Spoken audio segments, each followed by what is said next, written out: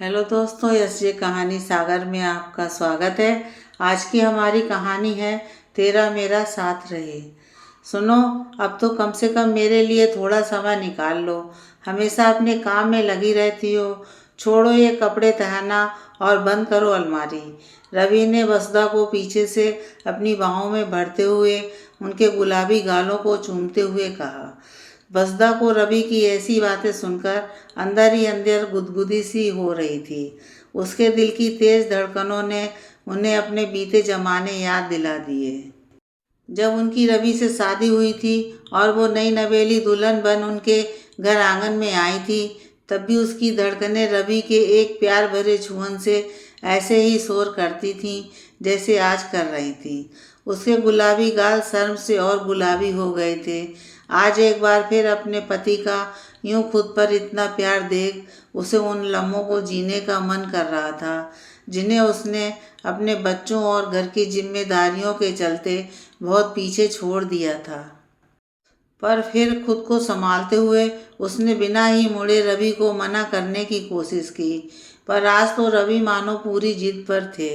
वो वहीं वसुधा के पीछे खड़े उनके पलटने का इंतजार करने लगे।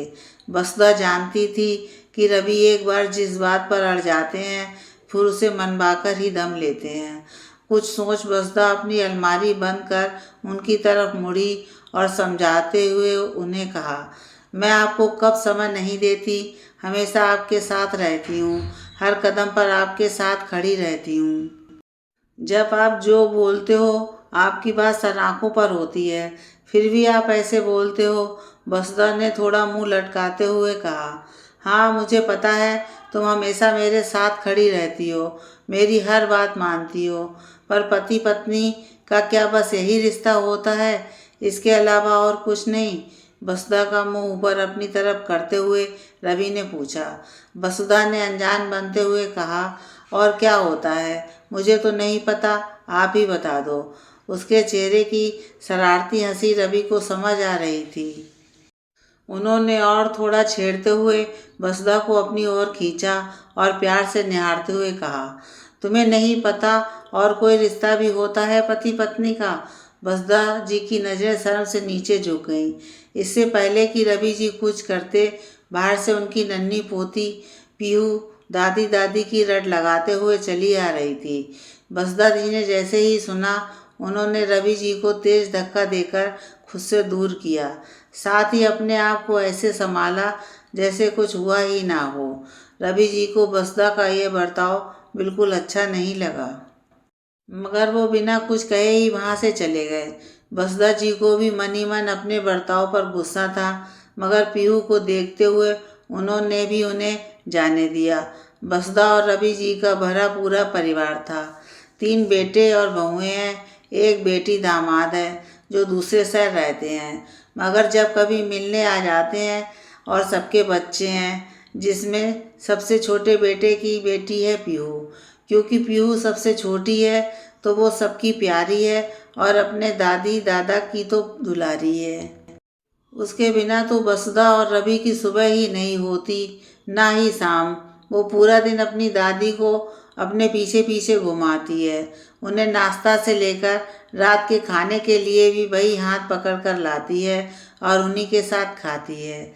आज भी वही पीहू रात के खाने के लिए अपने दादा दादी को बुलाने गई, जिसमें दादी तो आ गई मगर दादा का पता नहीं।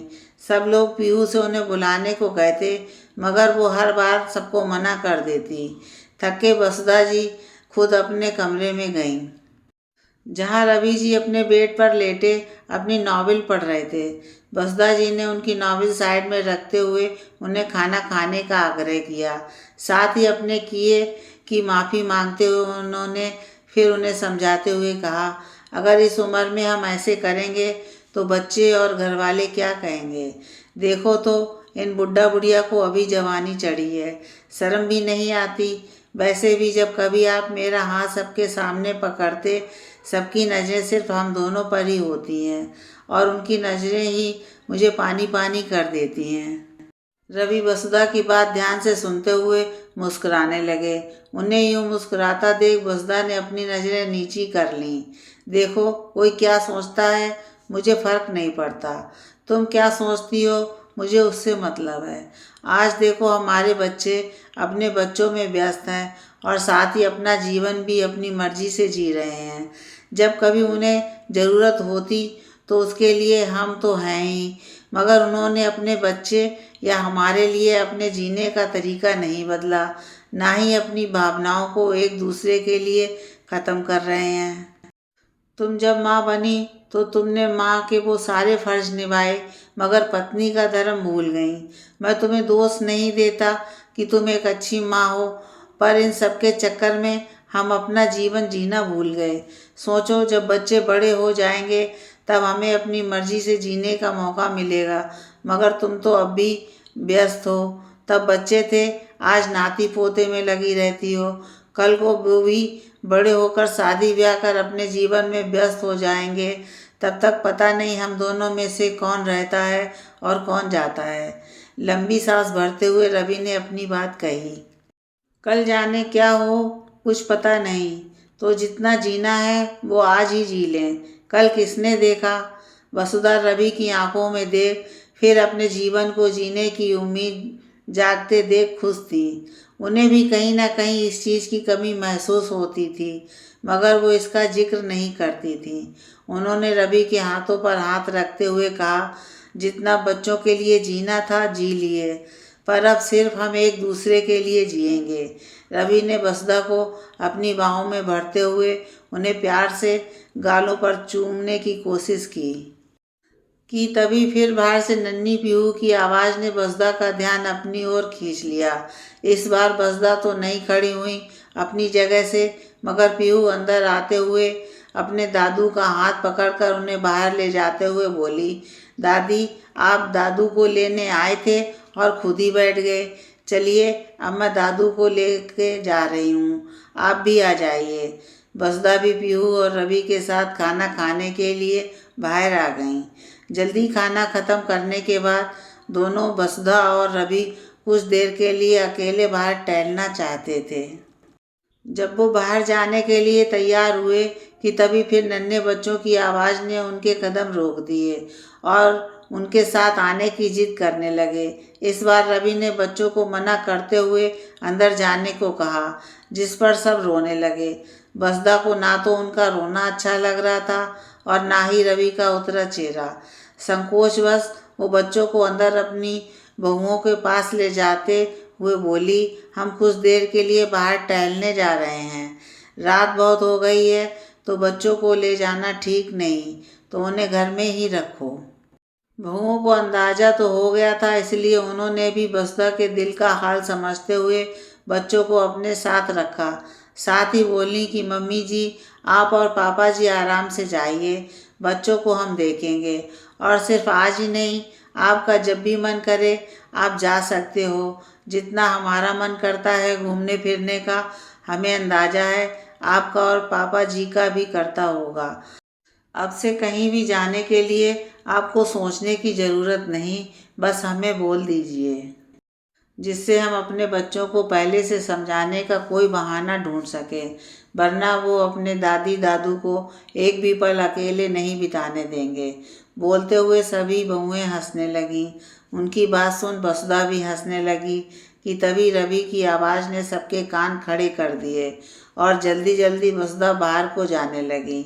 आज वसुधा बहुत खुश और आज़ाद सा महसूस कर रही थी। आज फिर उसे अपनी जवानी के दिन याद आ गए थे। अब वो बिना पल गंवाए हर एक लम्हे को रवि के साथ जीना चाहती थी और यही हाल कुछ रवि का भी था।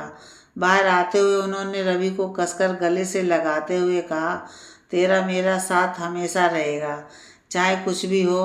अब मैं पीछे नहीं हटूंगी, ना अपने दिल की सुनने से ना ही उन्हें पूरा करने से। इतने सालों बाद वसुधा का यूं अपने आप रवि को गले लगाना रवि को बहुत अच्छा लग रहा था। वो चाहते थे कि यह लम्हा यूं ही चलता रहे।